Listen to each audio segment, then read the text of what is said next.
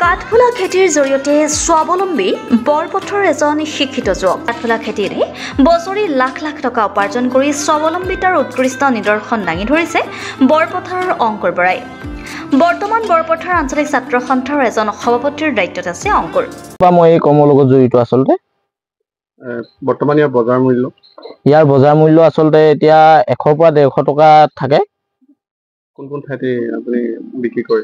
হয়, ইয়াৰ আচলতে আমাৰ নিচে কাষতে কাৰ্বি আংলং জিলাৰ চিলনীজানত ইয়াৰ বিক্ৰী হয়, লগতে নাগালেণ্ডৰ ডিমাপুৰত ইয়াৰ বিক্ৰী হয়। আচলতে বহু সময়ত আমি দেখা পাওঁ, যিহেতু আপুনি ছাত্ৰ সন্থাৰ বৰপথাৰ আঞ্চলিক সভাপতিৰ দায়িত্বত আছে, ছাত্ৰ সন্থাৰ কৰ্মীসকলৰ ওপৰত কেৱল মাত্ৰ তেওঁলোকে চান্দা সংগ্ৰহ কৰে বা কেৱল মাত্ৰ তেওঁলোকে আন্দোলনতে ব্যস্ত থাকে, এনেধৰণে অভিযোগ উত্থাপন হয়। এই সন্দৰ্ভত আপুনি কি ক'ব? হয়, আচলতে এই কথাবিলাক আচলতে যিসকলে সমালোচনা কৰে, আচলতে এটা কথা ক'ব লাগিব, ছাত্ৰ সন্থাৰ কৰ্মীসকলে অকল আচলতে ৰাজপথৰ আন্দোলন বা বিভিন্ন ব্যৱসায় প্ৰতিষ্ঠানত গৈ দান বৰঙণি বিচাৰি আচলতে নিজৰ পৰিয়াল পোহপাল নিদিয়ে। ছাত্ৰ সন্থাৰ কৰ্মীসকলে আচলতে নিজক স্বাৱলম্বী কৰিবৰ কাৰণে আচলতে বিভিন্ন সময়ত বিভিন্ন কৃষি কাৰ্যৰ লগতে বিভিন্ন ব্যৱসায় কৰে, লগতে বিভিন্ন ধৰণৰ কৰ্মৰ লগত জড়িত হৈ থাকে।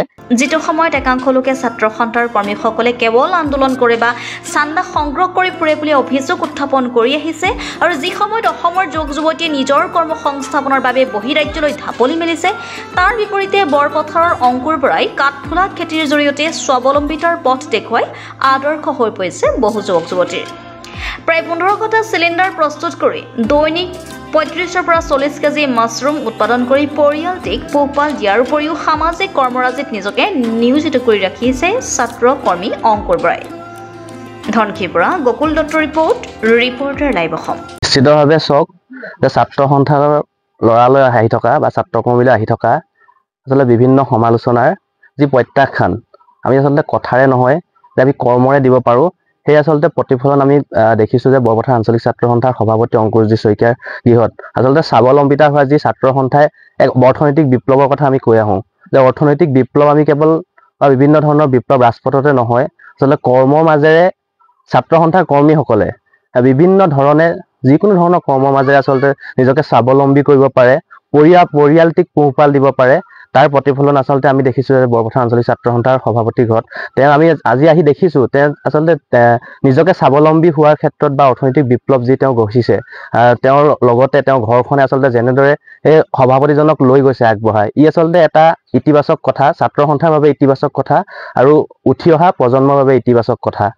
নিশ্চিতভাৱে চাওক, যিটো সময়ত ছাত্ৰ সন্থাক বিভিন্নজনে আঙুলি টোৱাই যে ছাত্ৰ সন্থাই কেৱল ৰাজপথৰ আন্দোলন কৰিব পাৰে, ছাত্ৰ সন্থাই দামী দামী গাড়ীত ঘূৰে, বগা চাৰ্টটো পিন্ধি আন্দোলন কৰিব পাৰে, আচলতে তাৰ প্ৰত্যাখ্যান আচলতে আমি আজি কৰ্মৰ জৰিয়তে দেখিবলৈ পাইছোঁ।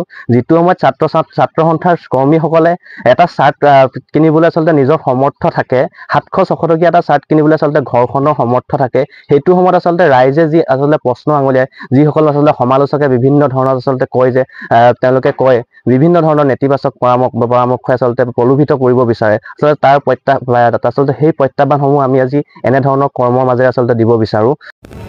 Reporter live.